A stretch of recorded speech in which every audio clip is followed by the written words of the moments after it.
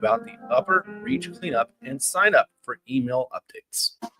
Hey, community, listen to New Hope Missionary Baptist Church every Sunday at 10:45 a.m. We invite you to get up, call a friend, and tell them that New Hope is on live. This is the day that the Lord has made. Let us rejoice and be glad in it. And now, our pastor, the Reverend Dr. Robert L. Jeffrey Sr.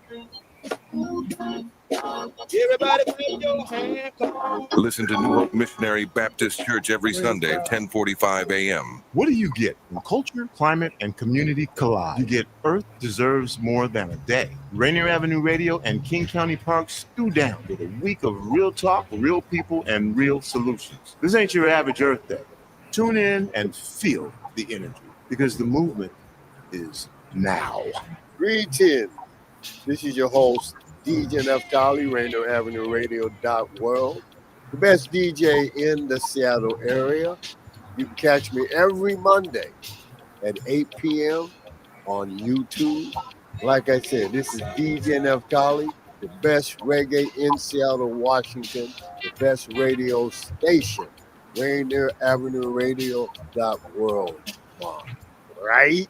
Atlantic Street Center has been serving the children, youth, and families of the Seattle King County area since 1910. We partner with families and communities to raise healthy, successful children and youth with services including counseling, early learning, youth development, domestic violence, and education support for school-aged children. Committed to serving the African American community, Atlantic Street Center provides services and support for all marginalized people. Learn more at AtlanticStreetCenter.org. Here with the Rainier Avenue Radio Traffic Update. You can listen to us in your car 24/7 anytime by downloading the free TuneIn app. Once you do, search Rainier Avenue Radio. And remember, do not curse out your fellow drivers. This has been your Rainier Avenue Radio Traffic Update.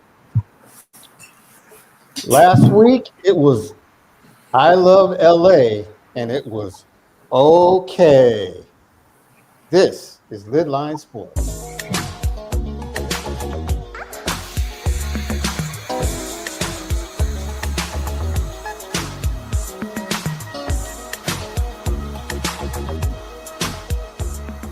Hey, everybody. Welcome back to the show.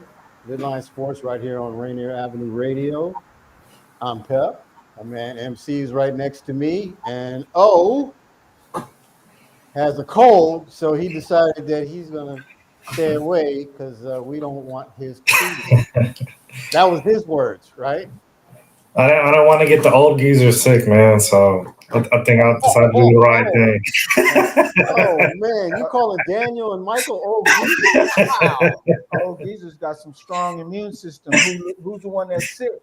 Yes. Oh, well, good to see you, my brother. Regardless, get better.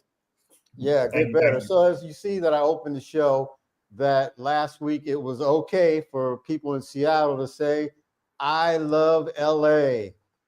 It was okay. And boy, LA came through and did us a solid. Not me. Well, you know. Not me. Oh, well. Me. I'm not alone either. There's a lot of other folks. Who cares? I'm good. I care. I'm good. I care because I can't stand the Dodgers, just like you. They're phony, just like you. Yep. Okay. But you know what it is though when it comes to A lot of people hate the numbers. People got weak feelings why they don't like the Toronto fans. We have men in here. That's bullcrap. Were you saying that when they were all screaming about your Steelers cheating when they beat the Seahawks? No. You weren't saying that, but you still got Seahawks fans crying about, oh, the Steelers cheated the Seahawks. You got all these people ranting and raving. It is what it is. If you beat them, then they can't talk smack. If you lose to them, you got to take the smack. So if the Toronto fans talk smack to the Mariner fans, then Mariner fans beef up your team and beat them so they can't talk smack. Otherwise, shut up. All right. You heard it. Shut up. But anyway, still. Regardless, LA did Seattle a favor as far as the Mariner fans that hated Toronto, whatever. What he said isn't wrong, but I'm just saying, there's a lot of fans out there that were bitter against Toronto, and they're bitter against Toronto anyway because Toronto when they come to Seattle, they play the Mariners in the summer. The Toronto fans come here from Vancouver and Toronto and other parts of Canada, and they show out, and they really do a good job of showing up and supporting the Blue Jays here in Seattle. And a lot of Mariner fans are, upset about that. So like you said, Mike, if you just start beating them up, then maybe, quiet them up. Yeah. No, I mean, they did, they took a 4-game sweep from Toronto season before last in the summer. So that was kind of sweet. But yeah, so what are you going to do? We got to wait till next year. Hopefully we'll have most of the team back as far as the Mariners are concerned. And they went to a 7-game series, so you can't beat the Mariners up. You took them to 7 games, and the better team won. Just like in the World Series, they went to 7 games, and the better team won. Now, all this, I don't like all the fans. It's the Raiders when they come here to play. Their fans show out. Cowboys, they all show out. But if you beat them, the old saying is, if you want to keep them quiet, beat them. I think San Francisco shows up well here for the Seahawks. I mean, against the Seahawks. 49ers? Yeah. And I think I could be wrong, but I do believe the Packers probably have the best showing as far as the fans are concerned. I think they show up the most. You mean, the Cheeseheads? The Packers. Packers fans. When they everywhere you go, they well, I mean, when they come to Seattle, okay. I think there's more Cheeseheads than anybody. Than Niner fans when they come here, than Steeler fans when they come here, and and Rams, whatever. Well, Rams don't have any fans. They got all transplants. So, right. Yeah. But so anyway, as far as that World Series is concerned, it was pretty much a classic, 7 games. Oh, what did you think about it? It was a really good series. I mean, at the end of the day, this was the best 2 baseball teams in baseball, and it showed. The pitching was both really good. The game 7 was amazing as well. Like it took a lot of air out of Mariners fans because you're watching the World Series and you're just watching as like we should be there. So I think that's what my attitude was going into it. I also understand why a lot of people hate to see the Dodgers win because they spin to win, and they're a really talented roster. So we can talk about spending and all that all you want. You still got to win. At the end of the day, we saw teams win in the World Series without a big payroll. So that kind of goes out the window for me. The Blue Jays, man, those guys are really good. And Pep or MC talked about it last year. It just sucks because you're talking about a team who's never won a World Series. It's tough to get back. There's no guarantees. People lose. There's already free agent people leaving teams already. Bregman left Boston, so there's going to be a lot of switching around, and it's like Suarez probably won't be back here. So there's going to be some tweaking here and there. Hopefully Naylor will come back, but I'm hearing some bad reports about he might be leaving. So this might be a one and done situation as far as. I'll tell you this: if Josh Naylor is gone, it's because the Mariners did not open the pocketbook like they said they were going to. I do not see any other reason why he would leave. So that's my point. That's my point exactly. The Dodgers went out and spent millions of dollars for their top 3 pitchers, right? Ohtani. What's the other 2? Blake Snell. Yamamoto. Yokohama. Yamamoto. Yamamoto, and then the other Asian guy. I read something on Roki. Oh, you talking about starts with an S. Yes. I know you. They went out and spent millions to get those 3 pitchers, and plus Snell. And how can you fault them for spending money to do you? If you were the owners of the Mariners or owner of a baseball team and you had the money, wouldn't you go out and buy the best opportunity to make the World Series? They got back for a reason. They don't got back to back because they're shabby. Their owner said, in order for us to make money and win the World Series, we're going to spend money. And it'll come back to you in droves. But you got the Mariners owners that say, oh, we're going to just try to get by with what we got, the mediocre. And that's why it took them 20-some years to get back to where they were at. If you don't spend money in any sport, you're going to be mediocre to average. And the fans will cheer you on every year, and you'll be the same old, same old. So if they don't sign Naylor and bring in a couple other good pitchers, bro, you're going to see dramatic drop-off next year, guaranteed. No, I agree. I mean, that's in any sport. That's in the NBA. That's in the NFL. You got to spend money on your roster to be play at the highest level. Right. The stars got to get paid. Right. The right role players, they got to get paid their right amount of money. You can't. Baseball's the only sport that does confuse me. Like we just talked about it last week, I believe, or maybe we didn't. But why is who's the ace for the Detroit Tigers? I can't think of his name. Skubal. Why is Skubal? Why is there talks of he's about to be on the trade block in the winter meetings? Like that makes no sense. Right. That is crazy. You're talking about Mariner, if you know he is, what do? You say, okay, that's what we need to go to make that step further. If he's on the block, we're going after him. Yeah. Yep, I would. And then plus you got Cade Anderson coming in off of college, who was the College World Series MVP. And just like Versavage for Toronto, he was an A-ball to start the league, to start this season. And he ends it in the World Series, pitching in Game 7. Right. So why can't that happen here? Because this guy is better than Versavage. But you got to build something around him. Yes, absolutely. Spend money around him. And you know what? You guys know this for a fact. Otis, you know this. Pep, you know this. If you bring in all-stars and good players, the other players feed off of that. They tried to feed off of Cal as much as they could. They tried to feed off of Julio the second half of the season as much as they could.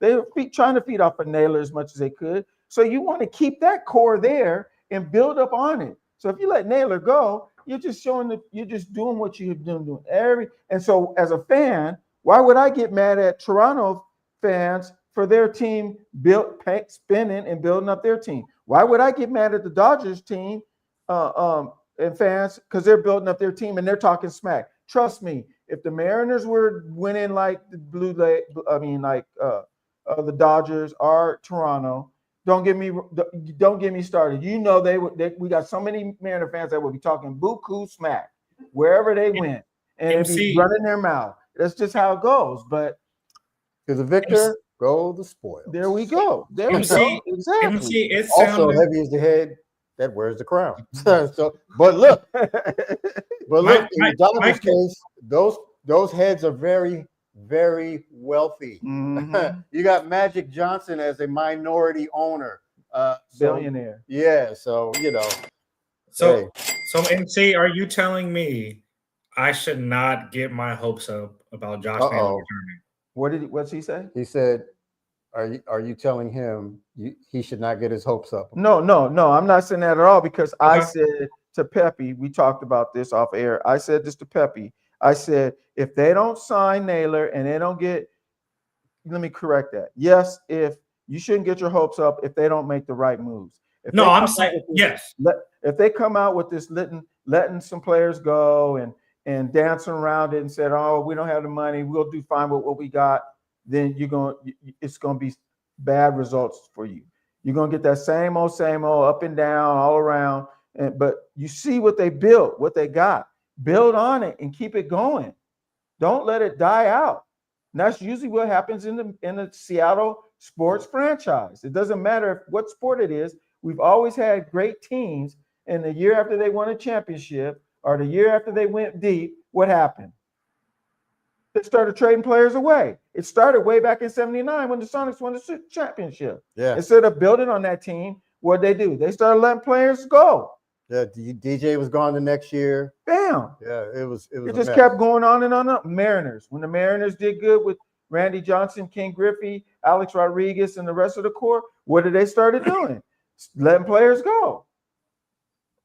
Well, you get what you get when you do it that way. That's all I'm saying. So don't keep your hopes up until I'll say wait until after all the right before the season starts and you see who they picked up and who they signed, and who they let go, then I'll be official on letting you know that. Yeah. Yep. Well, I mean, off season starts in a few days. Well, it technically starts right after World Series, and then we know the winter meetings are in December. So I'm hoping there'll be at least some type of traction, at least with Josh Naylor, because we can technically talk to Josh Naylor now.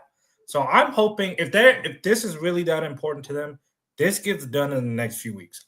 I just don't see why this should drag on. Right. I don't see why it shouldn't at all. If there's one player that you're going to pay his worth, you give it to him, and that's Josh Naylor. And we will figure out the other stuff as we keep going. But you're right. Josh Naylor was the most important, or the biggest acquisition, one of the best hitters in the playoffs.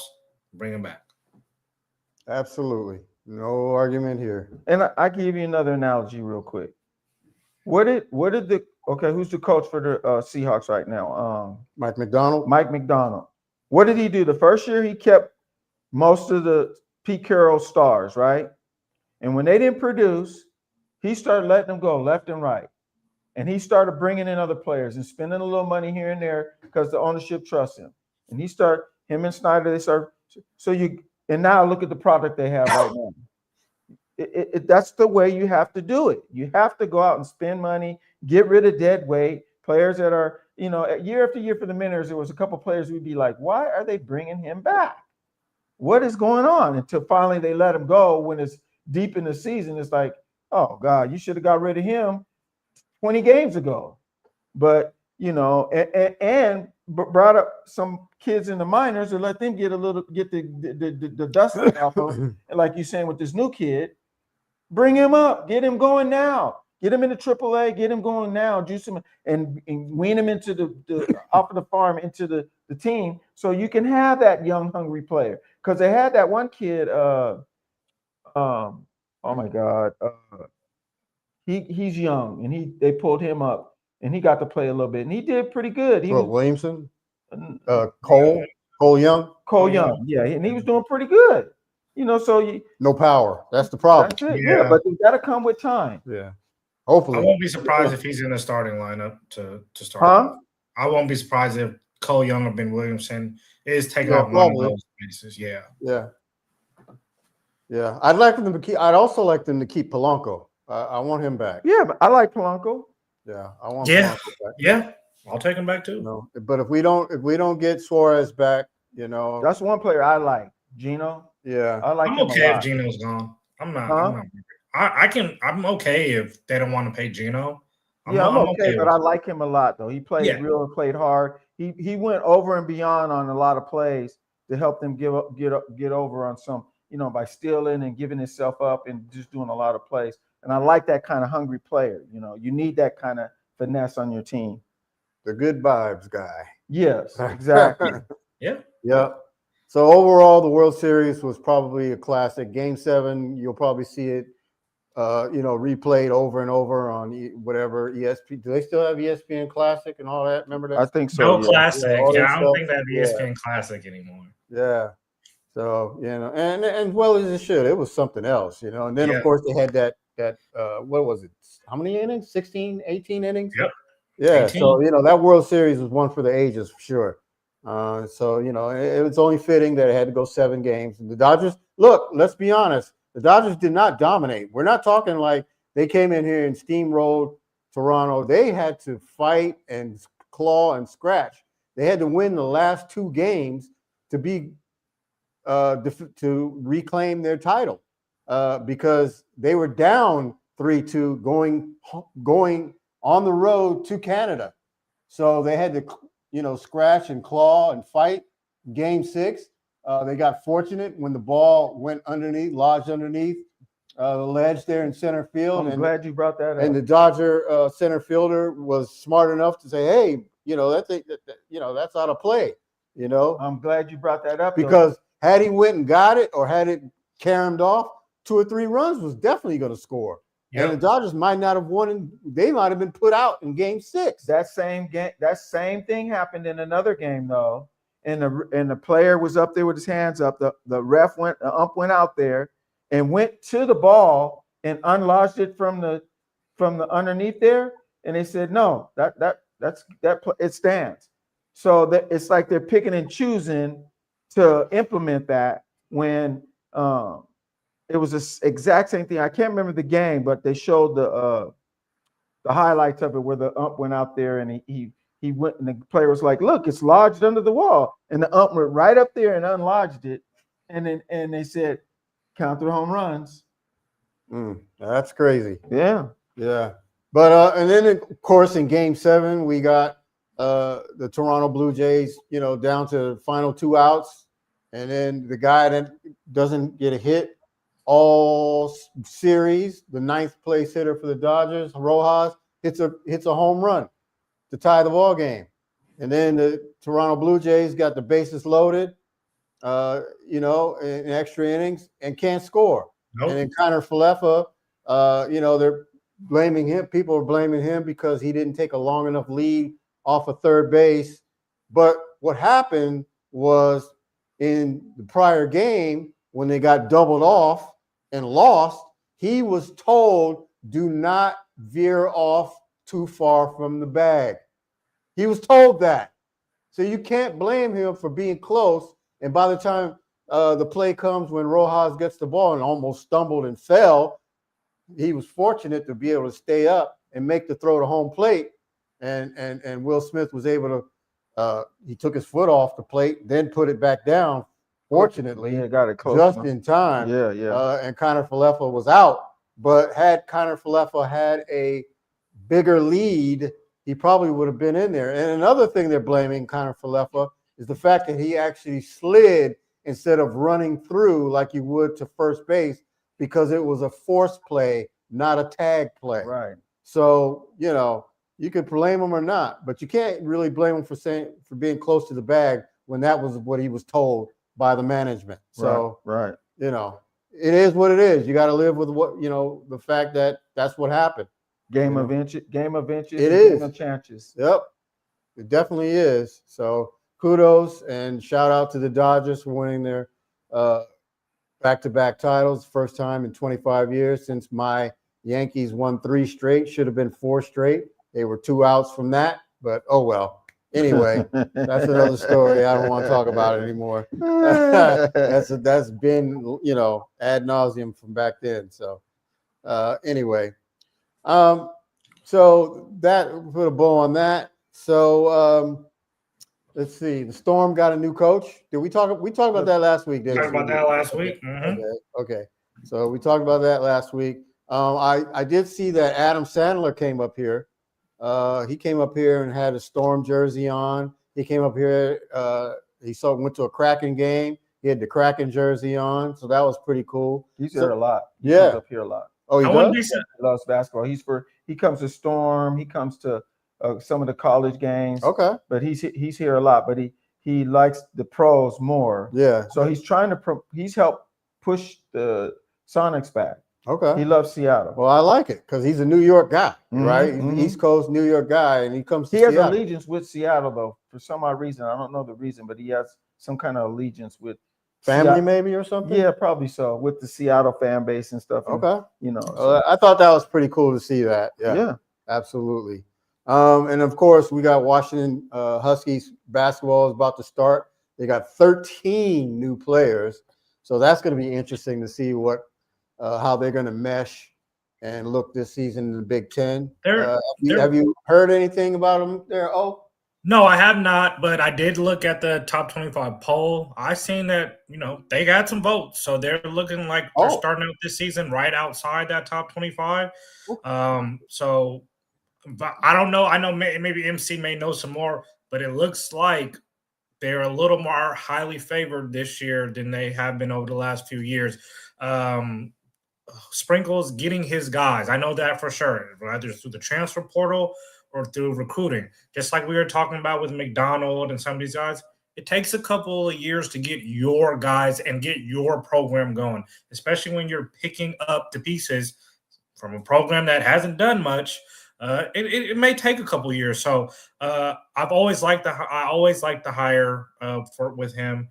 And we know what he did before he got here. And I think that this is going to be a team. I won't say that they'll make the NCAA tournament, but they should be right there. And this will be a much better season for UW basketball than we've seen since Jaden McDaniels and Isaiah for the Detroit Pistons, even though those guys didn't even make the tournament, which is crazy.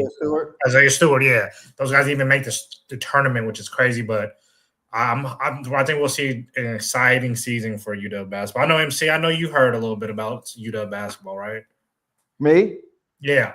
Yeah. Oh, yeah. Yeah. And I followed the girls today because I have on both teams, because the women's Husky women's played Seattle U women. And I have a girl that went to high school with my daughter that plays at Seattle U. And then I have a girl whose dad played at Garfield when I was at Roosevelt. Dale Daniels' daughter plays for UW. So I follow UW girls, and I'll be following Seattle U. But as far as the Husky men's basketball, I have serious allegiance with them. So I'm on it. And I've seen some good things, and they brought in some good players. But you know what? Stats and paper don't mean nothing until you get to the hardwood and they bite into the system. What's the coach's name for Danny Sprinkle? Danny Sprinkle. I don't know why I got Hopkins still stuck in my head. Danny Sprinkle out of your mind. No. If he can get them to buy into what he's selling and get them to perform how they could do some damage, I think, because they got some bona fide players. Yeah, Zoom Diallo's back. Wesley Yates, who was there last year, they got experience. And like I said, they did a really good job in the transfer portal. Like I said, I'm not too familiar with these names, but I know these names are names, like I said, that were guys that were a little sought out in the transfer portal. And like I said, this is what Danny Sprinkle does. They lost a couple players too, though, didn't they? What was that? So what? No, I think they lost him, a player from Prep. They lost him. Yeah, and he's I mean, and there's always, especially in today's basketball, there's going to be turnover, and it's high turnover. Just like Pep said, there's 13 new players on this team or whatever it is. That's going to be now every year for the most part on all college basketball teams. There is no more building for the down the road. There's no more whatever. What's the Clemson football coach? Dabo Sweeney? Yeah, nobody's building like how Dabo Sweeney wants to build when it comes to a culture and developing and awarding guys who've been here for – nobody's doing that. Now we're going to get the best guys for 8-9 months. And we're going to go try to win as many games as possible. Then we're going to weed out who didn't fit. The guys that didn't feel like they fit are going to leave, and we're going to do it all over again next year and bring in 10 new guys. That's the new format. New college basketball. And like we said before, it sucks because it takes away the tradition. But this is where we're on. This is where we're at now, and it's going to take for me. It's going to take a lot of adjusting for me for sure. Because I mean, we, especially you guys and me, we grew up in that era of the tradition of guys being able to build a program with 3 to 4 years, and these names having cult-like experiences to them, like the Tyler Hands bros, and we're not going to get no more of that anymore. And it does suck because that's what made college basketball or college sports. That's what made it so much more appealing compared to like professional sports, was just the cult-like experience that came behind some of these rosters and players. So, but it's going to be fun. It's high level for sure. And I don't know who's, All right. When we come back, we're going to get into some NFL because I know people are chomping at the bit. We're going to talk about the Seahawks and how they performed yesterday. So we'll get right into that. When we come back, LidLine Sports, Rainier Avenue Radio.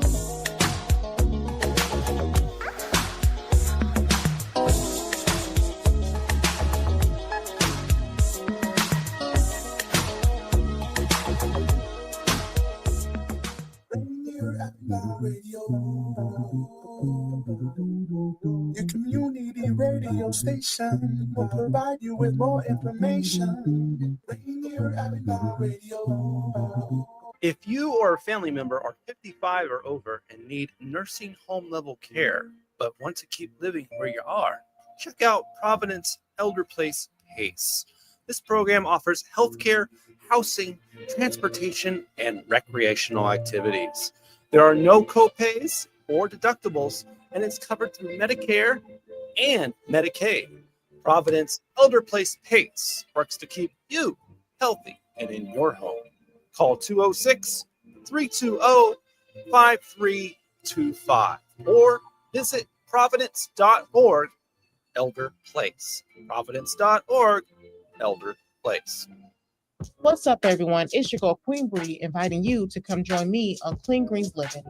Broadcasted Tuesdays, 12:30 p.m. Pacific Standard Time, live right here on Rainier Avenue Radio.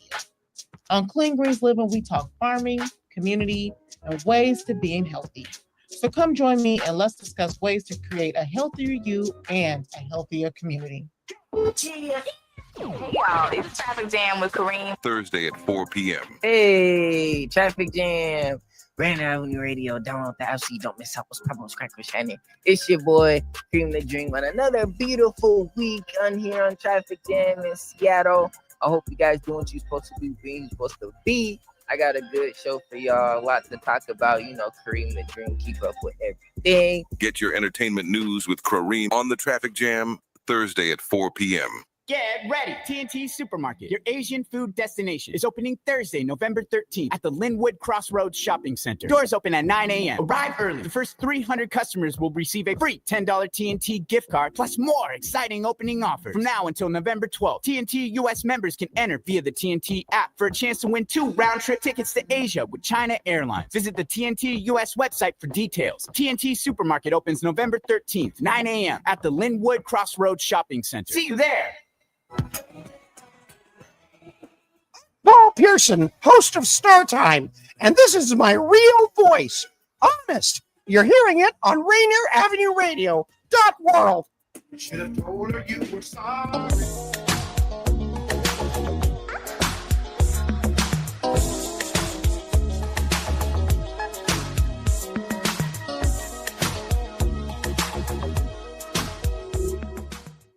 Hey, welcome back to the show, Rainier Avenue Radio, LidLine Sports. Friends, tomorrow is Election Day, and live at 2 p.m. at King County Election Headquarters, and at 7 p.m. there's going to be election results show. So there's 2 live shows tomorrow, 2 live shows, 2 live crew, not to be.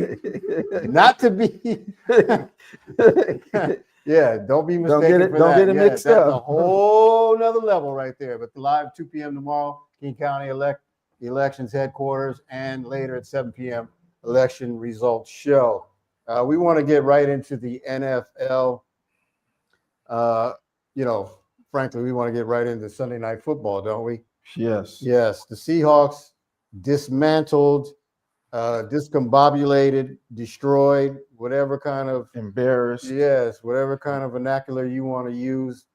You know what I'm gonna say, Pep? I was very happy to see that. Actually, in years, we've been waiting years to see it like that, and I seen a meme that I'm gonna repeat right now that's got me rolling. But I knew the government was shut down, but I didn't know that included the Commanders. Right. Yes. Because they look. I saw that too. Oh, did you watch the game? Yeah, and you know what I was thinking about, Pep, when I was watching? When I asked I know what you're thinking about. When I asked you if the Seahawks were contenders, you said they're getting there. Now, if they go into Monday night or Sunday night and they just embarrass the Commanders on national TV, you would say that they're legit. And I don't know who was listening. Somebody from the Seahawks, once again, was listening to our show and said, all right, Pep, we're going to show you. Because we belong in that category. Because that's exactly what they did on Sunday. Real quick. So I like what I saw. And I got asked this question earlier today. And should I be excited? And I said, I'm excited, but I'm not going to be too excited because I want to see them do that against a team that's formidable, a bona fide team. The Commanders were kind of beat up. They had, no excuses, all men against men, mano a mano, and it was a away game. And the Seahawks have been playing lights out on the road.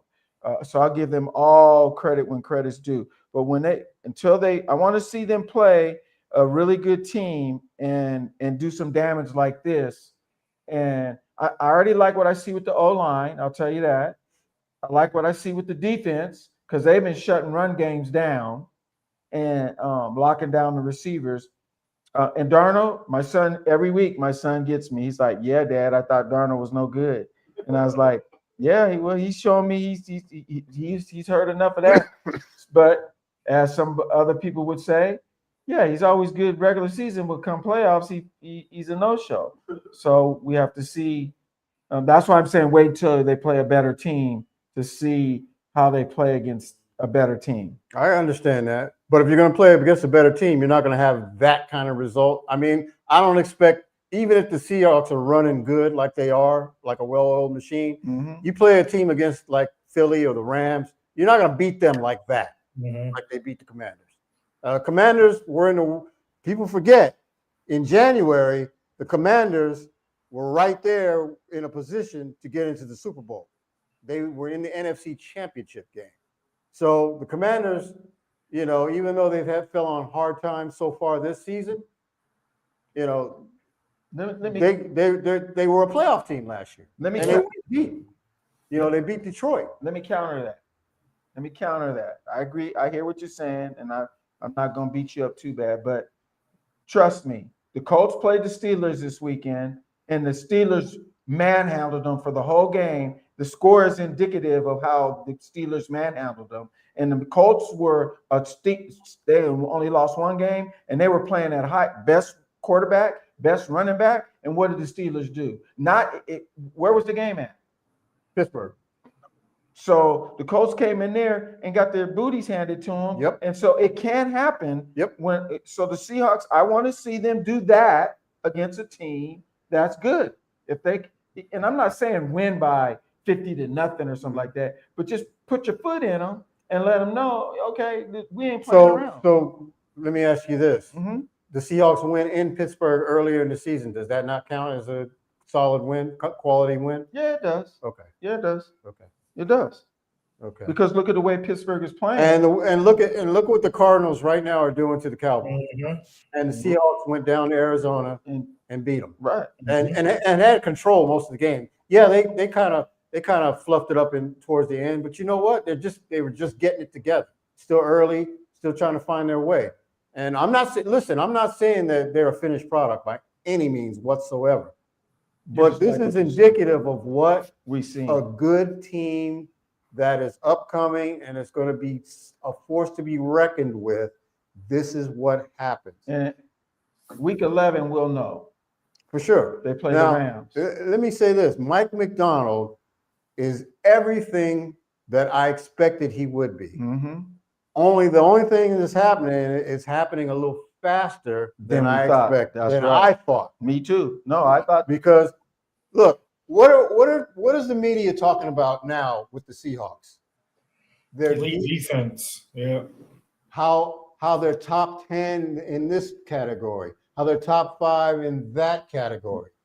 Let me tell you, the last 2 or 3 years, 3, 4, 5 years, they were at the bottom of the barrel, bottom rung of the ladder as far as defense. And when Mike McDonald came in here, the first year, we said, okay, you're at the bottom. If you can get them to the mid-level, that's what you need to do. So last year they were probably a little under mid-level, but they still did a good job of rising to the top.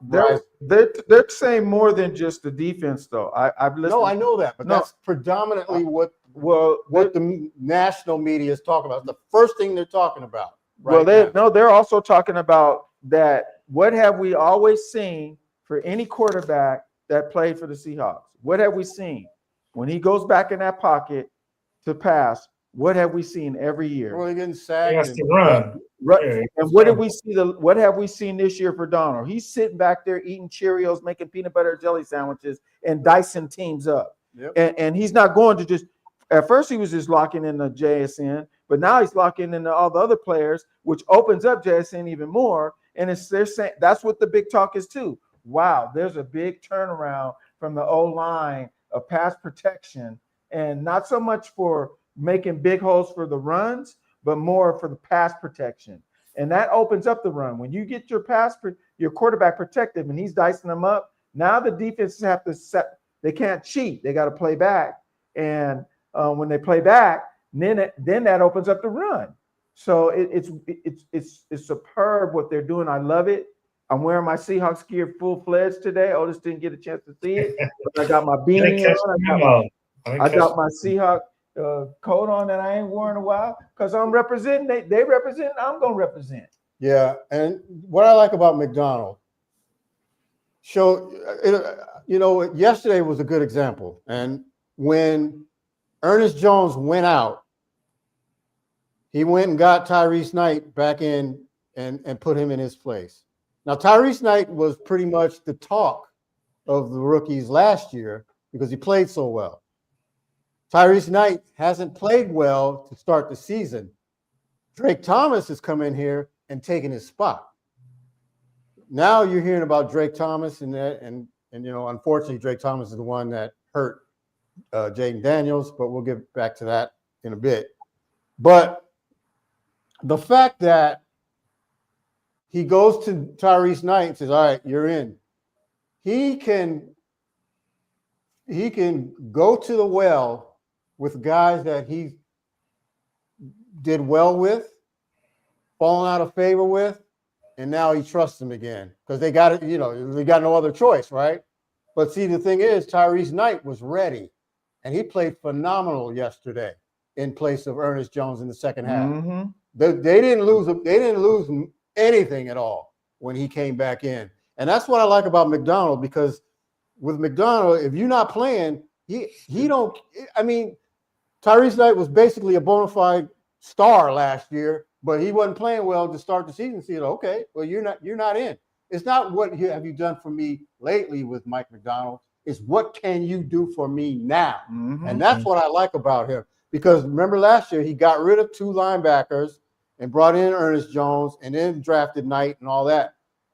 He's not afraid to make that switch. He's not afraid to say, you know what, you're not playing well, and I don't have time to mess with you.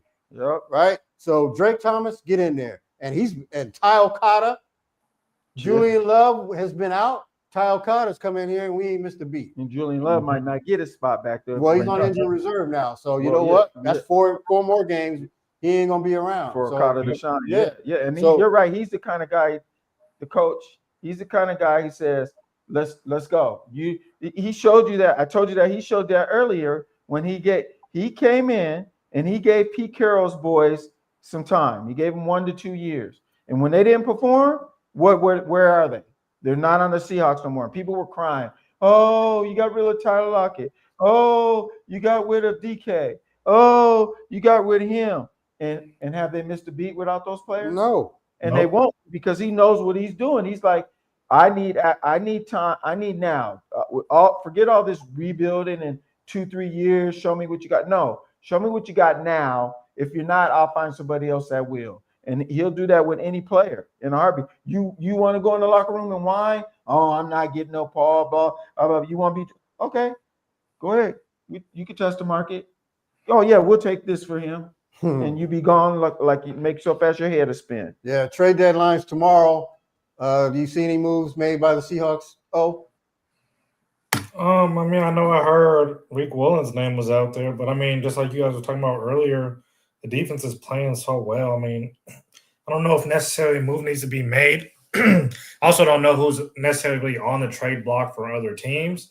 But there's just so much good momentum going in with the Seahawks right now. If there is a move to be made, it'll be something subtle. I don't see the Seahawks making a big move. You guys see anything? No, I don't. I mean, I heard. You never know. I heard Schefter and Jay Glazer talking about the Seahawks are aggressive. They might be aggressive, but that don't mean you're going to do anything. Yeah. You could just be seeing what's out there, what teams are willing to give up and stuff like that. Can I tell you this real quick? Let me say this. What I really love seeing. Most time when there's a player injured, he doesn't travel with the team, right? But Cooper Kupp was out on injury, traveled with the team, and was on the sidelines. Every time them receivers came to the sidelines, he was coaching them up. He was coaching JSN up. He was coaching Torrey Horton up. He was there coaching them up. Because he could see things that they can't, and he's telling. And I'm like, that's the kind of players you need instead of, oh, I'm out, I'm not playing, they're going to shine, I'm not going to shine. Well, you know what? I want to give a shout out to Cody White because Cody White's been on the team. been off the team, back on the team, back off the team, back on the team. I mean, that guy's had been yo-yoed the whole entire season. But guess what? He got called up in the practice squad day before yesterday to get on, the roster and scored a touchdown. Right. And it wasn't just some rinky-dink touchdown. No, he worked for that thing. Yeah, exactly. He earned that touchdown. So, man, I'm telling you, he's got the right mindset. The coach does. He's got the players that he likes. And listen, he ain't done. There's going to be some more personnel changes. Oh yeah. And probably later this year, or trade deadline maybe, or definitely next year for sure. So I'm excited. Yeah, because I asked the question to him. I was the one that asked that question. Yeah, he asked me. Is it okay to get excited? And he's right. It not really, but I'm getting there. I'm starting to get excited. Yeah, me too. And I'm so excited. I'm going to tell you this. I think the Seahawks in their entire coaching lifetime of hiring and firing, I think this is their best hire they've ever had. And as a coach, first, right off the bat, I think it's their best, smartest hire. Because the Baltimore Ravens fans are fuming that he's gone. Yep. They hate that he's gone. And the Seahawks, their defense is starting to look like the Ravens of 2 and 3 years ago. If you take a look, and how they swarm the ball when one man hits, here come 4 or 5 other guys, and nobody's missing tackles. They're not missing a whole lot of tackles like they used to under Pete Carroll. And I'm looking at the Raider game, and they're missing tackles like you wouldn't believe. And I'm like, that's a culture, man. Let me ask you guys this. What do you think about the Commanders keeping in Jaden? Coach for the injury, but he shouldn't have been in the game. You down 31 points. You not coming back to win the game. Every coach on the majority of every NFL team, that situation, they're taking the starter out. You taking all the guys out that really matter. Now, let me say this. There's some guys that have to stay in because you just don't have enough bodies. But Jaden Daniels has already been hurt this year. You taking him out just because he's missing games. I don't understand. What, Dan Quinn, you want to get more yards? You want to score a touchdown, keep the game a little closer? Why? That to me is the biggest question he's going to have to answer. And he better not say, it was time on the clock. We still think we have a chance to win the game. You're not winning the game. Your franchise quarterback now is going to be out for the rest of the season. Everybody who came into the season thought the Washington Commanders would have a chance to challenge the Eagles in the top teams to reach the Super Bowl. Yeah, I thought so. They not going to make the playoffs. Their quarterback is going to miss 75% of this season, and it could have been avoided. Yep. Yeah. But how do you guys feel about it? Exactly. He said it right on the nose. Huh? Yeah, he hit it right on TJ Houshmandzadeh. He hit it right on the nose. And you're down 30. You're young. Your young franchise quarterback who has already been injured is back in the game. Yeah, as a coach, there's no way you don't hang that over your head and say, I made a bad mistake. And it's going to cost. Drew Lock was in the game. Why wasn't Mariota in the game at that point? Yeah. And you know what? And it's not like they have a scrub at backup quarterback on top of it. And Jaden's a class act because if you heard what he said afterwards, he's like, oh, there's no malice. That was a good tackle. He didn't try to do it on purposely. He called me afterwards. We talked, and he talked to me after the play, and then he actually contacted me. He went to the hospital. Yeah, no, I know. He went. Yeah, that's what I'm saying. He went to talk to him personally because he felt bad, and he took time instead of getting on the team plane to go make sure that he was okay. And so for Jaden to come out and say that is a class act on both parts. Yes, yeah, both players exactly. So, but I agree with Houshmandzadeh and you guys that. He should have been out a long time ago. After the second quarter, when you seen how it was going, set him down. He's back off of an injury. Let him rest. Yeah, I don't like Mariota. He's got, Yeah, I understand that, there's two ways of looking at this. When you're a young quarterback, such as Jaden Daniels, and you're down 30, you keep him in there because you know what? he's got to learn, and he's Mhm. got to absorb that. Mhm. But but on the other hand, he's already been hurt, and there was nothing for him to learn in this game. Right. That game was just It long, was- it far was- gone. it was over. There was nothing. It There was was. no It reason was. for him to be out there whatsoever. So Dan Quinn's going to have to pay for that. Yeah. He's going to have to pay for that. And Dan Quinn was a candidate for a Seahawk job when Pete Carroll was let go. Mhm. And I am so glad we did not hire him. And I said that on the air. I did not want this guy. You said it to me too, off air. Yep. But I said it on air. I did not want this guy, and I gave the reasons. And, look, I'm not saying he's a bad coach. I just didn't want him back here because he still has that Pete Carroll type atmosphere. Mm-hmm. And I wanted to get rid of all of that. And I'm glad the Seahawks did that. Mm-hmm. And when Mike McDonald was hired, it was either going to be Mike McDonald or Ben Johnson. And Ben Johnson, I heard, probably didn't interview well, but he looks like he's doing a pretty good job in Chicago. So, good for them. But I think we definitely got the right guy. Oh, we did. They got. We got an A+. And he was 11-1 on the road, man. That's crazy. He's walked in 11. Okay, changed the culture, changed how we play defense. He's just changed us. Now people are looking at the Seahawks. You're thinking defense first, and look at their quarterback. Mm-hmm. Because I said also, people were doubting Sam Darnold. I said, but look, if Sam Darnold has weapons, he's already shown what he can do. Yep. He was at Minnesota last year. He had Justin Jefferson, Jordan Addison, T.J. Hawkinson. And plus at running back, he had weapons, and he flourished with that. And when he came to Seattle and beat the Seahawks, he probably made the best throw I had seen all year when that touchdown to Justin Jefferson in the left corner. That was unbelievable. And I said, man, if he can do that, we got us a gem. And look, he's been throwing dimes. He was dealing yesterday. First 17 passes, bam, bam, bam. And his uniform, the end of the game interview, did you look at his uniform?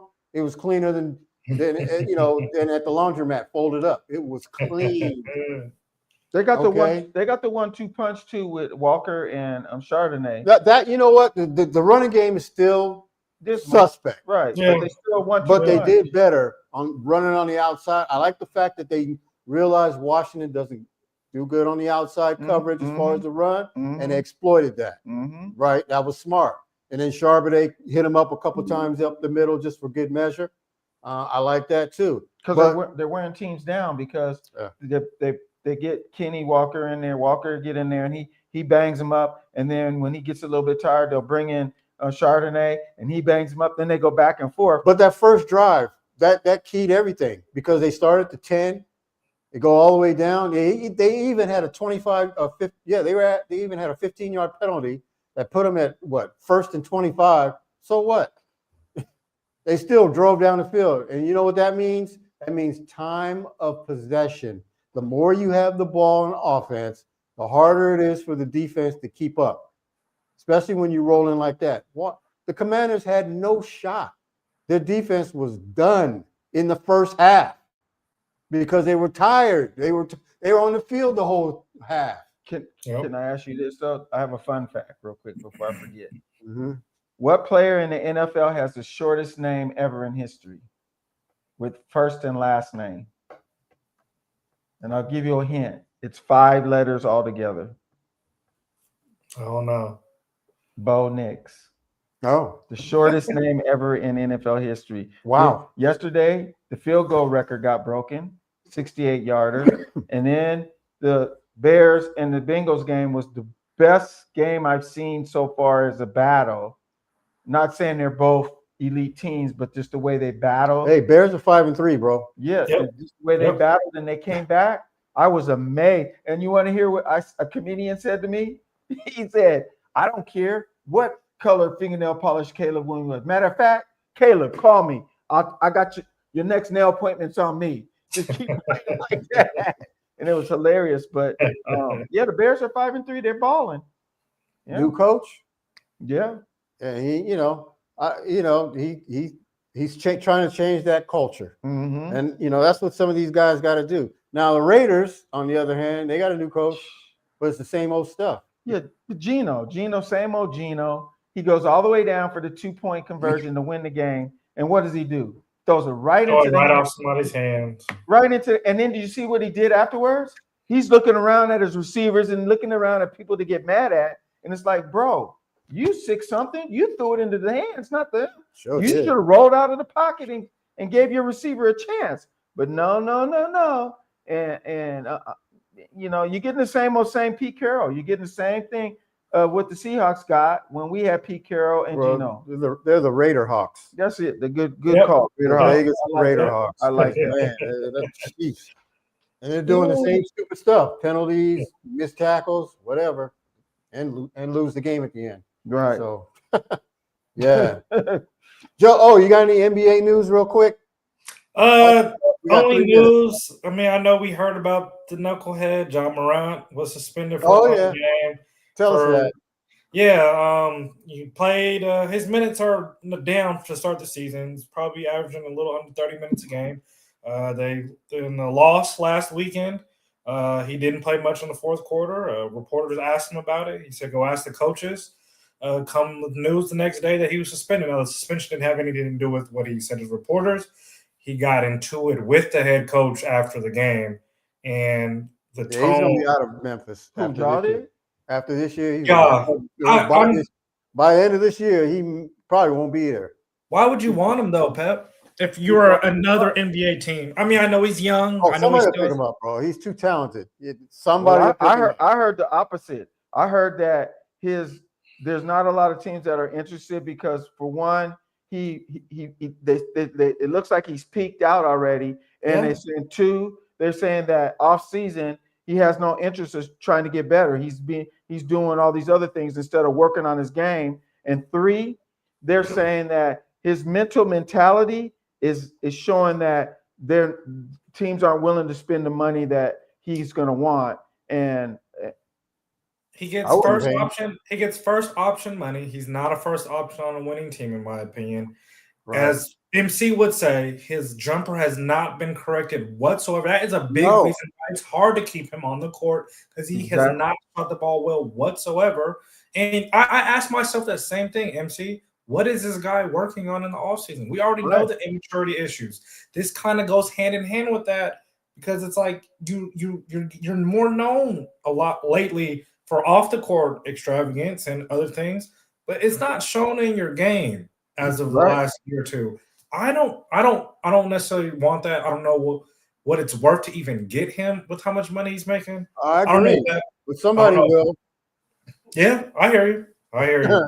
Somebody will, bro. I don't like it, but somebody will, and somebody will be disappointed, because if you care. If he hasn't learned now, he's not going to learn. He's going to carry that with him, because he has the mentality of it's me, and I'm a star, and this and that, and he tries to, and he still does the same thing. He still goes into the lane, try to be a high flying fool, and all that's going to do is get you hurt. Right, winding up on the floor. Yeah, because teams ain't going to go for that, and they're going to put you on the ground. Yep. Him and Zion went 1-2, and both those guys, like I said, it's so much talent between the two of those guys, and we're not going to see the height of it. We're just not. No, I agree. Because the question was asked, the one person, ex NBA player, they asked him. This was the question. They said at the season. My bad. I'll bring it up next time. But it was a comparison between Zion and Ja. Which one would you pick? And I don't even know now. Right. That's what he's saying. Exactly. Yeah, good stuff, guys. All right, Nancy Conyers, Bill Walker Jr., and Rhonda Dorsey, thank you for listening and commenting as always. We appreciate you. We'll be back next week right here, Rainier Avenue Radio, LidLine Sports. I'm Pep. He's O. That's MC. See ya. See ya. Sir.